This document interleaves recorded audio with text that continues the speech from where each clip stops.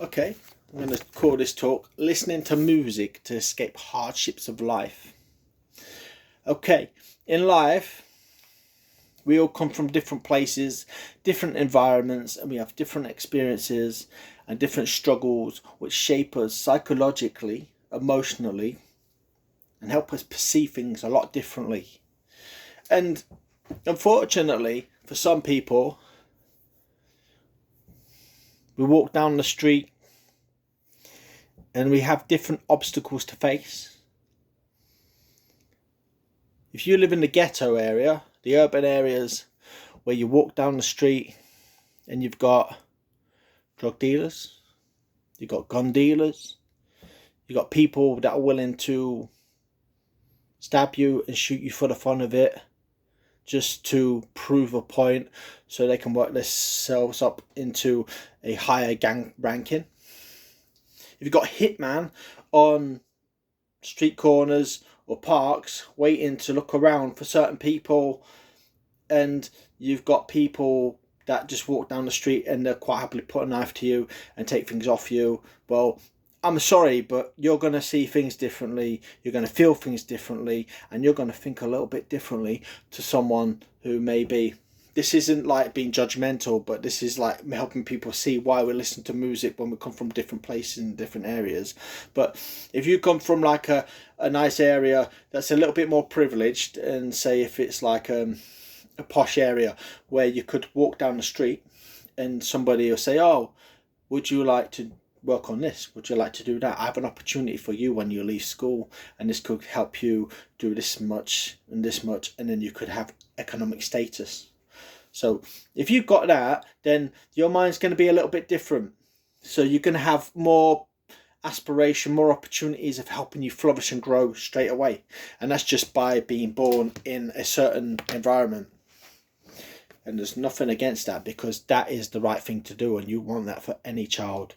And even when you live in the ghettos, or whatever you want to call it, projects or anything like that, all a mum and dad naturally wants for their child is for them to walk down the street safely and be able to make good choices, and accept that some bad choices can happen, but at the same time, you know full well that your child's going to return home safely, not in a box, or not arrested, or in hospital having to be stitched up.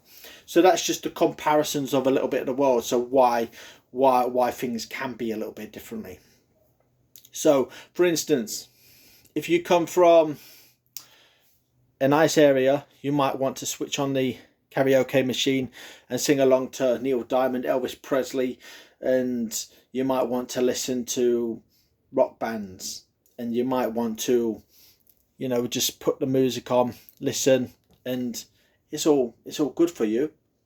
But if you're from the ghettos and all you know is that your friend's been stabbed dead, you could get shot at, and unfortunately you've been shot at, then you're probably going to listen to Jay-Z. You're probably going to want to listen to dancehall music like Beanie Man and various different people like Gigs, and grime music, because that's the way your environment shaped you. That's how you relate to things. That is your struggle. It's in your DNA, your energy, and your blood, and that's what keeps you alive. So when you're struggling and you're listening to music, as long as you remain law abiding, you listen to that music, you relate to it, and it keeps you alive in your place, and you feel it in your energy, in your bones, because that's where you are, and that's what's around you, and that's what shaped you. And you're not causing trouble, and you're using that to contain your trauma of your life stresses, you know, the grief that you face from going to work, going to the bus station, walking down the road and hoping somebody doesn't give you a bad response. You know, you don't really want to, you know, be walking down the road and somebody, you know, taking aim at you, or you're having to run away from things. So when we're listening to this music, we're just listening to it to contain the demons that life has given us, the energy, and it's in our blood, it's in our DNA. And sometimes I'll listen to Pete Doherty, because obviously with Pete Doherty, yeah, you can say what you want in the newspapers and tabloids, but that man, you know, he lives and he's an example of what what does happen when, you know, things go wrong with drugs and society and the things around him. But he still lets you know where he is, and he lets you know that, you know, that it's a crazy life, you know, when you're on drugs and you're living in and out of places and squats and stuff. It is a crazy life, but he's letting you know what his world is, so people who can see the signs, and if we have role models to help the kids and children see the signs, then with these experiences you can say, well, you know, that does happen to people, but there is a reason for that, and we can make choices, and we can learn to live better, and there's nothing wrong with listening to that music as long as you let the grief be contained and channeled into something more purposeful.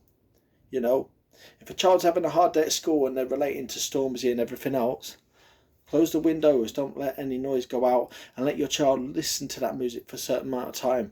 Let that music channel the aggression of the struggles, the grief they felt from the people and the pressures and the things around them. Contain the grief, let go of it, and then you can channel your energy into something. You know, growth mindset, get your children growing in the right way, but don't deny the fact that the environment will shape them in more ways than one. And if anybody has anything to say about listening to this music or that music, whatever reason, and they're judging you and they're not willing to see the world from your eyes, then that is a sign of who they are, and that is their problem. It's no one else's problem. That is their problem. And if they're like that with you in different situations and lots of other situations, you're going to see a resemblance. So don't take it personally. Be who you are. Be natural. The core conditions say that, you know, if we apply these to music, core conditions, Carl Rogers says, it says that if we have empathy, we try and see people where they are. You'll never understand their situation, but you can try and meet them where they are and get to know them. And if no one's willing to do that, then they're probably not worth bothering with. An unconditional positive regard, that means that you're not going to judge someone. Because if you're law-abiding and you're being your real self and you're channeling your grief to get rid of it, to put into something better and more constructive, then why does anybody have the right to judge you because of the way that the society shaped you? It's disrespectful, and it's a sign of who they are. And to be real, you know, the last core condition that I'm going to speak about is congruence. So being real, being authentic. And you might come from this environment, and this environment might shape you. But just remember, it's not just about where you are.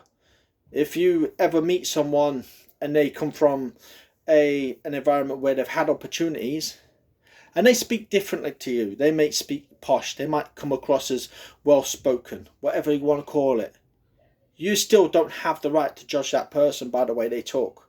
So if anybody ever talks about these people because they talk differently and they're well spoken and people make judgment, then that's a sign of who you are. And we all have to get along, we all have to be law abiding, but we all have different ways of doing it, and the environments will shape you in different ways, and you all have different ideas to share, and share your ideas so that things can be better. And there'll always be not so much as a victimized separation. There'll always be something that keeps you separate but keeps you unique. But the thing is, we're all unique and we're all separate in our own little way, but it's how we work with the inner problems of the world and create these ideas so we can all live better. And then if you live better and you show people how to live better, you'll become a better person and people will see you better. But there'll always be that separation, and that's what keeps it interesting. As long as you're creating a better you and working on things, then you can work in harmony. Do it your way, keep law abiding, be very humanistic, and don't be ashamed of who you are. And if anybody ever has the right to judge you, it's yourself. Because if you're law abiding, there's nothing anyone can do about it. And at the same time, if somebody's always judging you and putting you out to be a bad person, then that is a sign of who they are. And at some point somebody will see that, and that's their problem. You know, be good, be real, don't judge people, show empathy, and be your real self 100% of the time. Be a good person. Cheers.